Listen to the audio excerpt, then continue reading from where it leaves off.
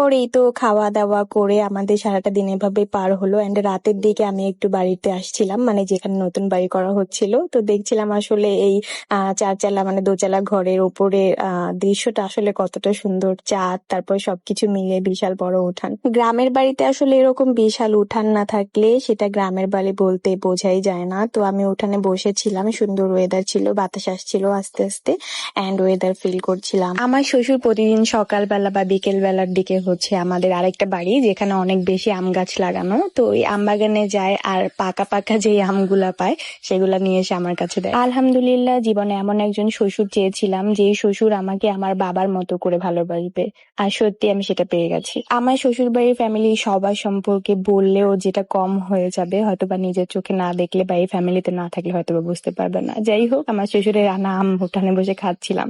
আজকের ভিডিও কিন্তু এই পর্যন্ত শেষ করতে চলেছি। দেখা হয়ে যাবে নেক্সট ভিডিওতে। আল্লাহ হাফিজ।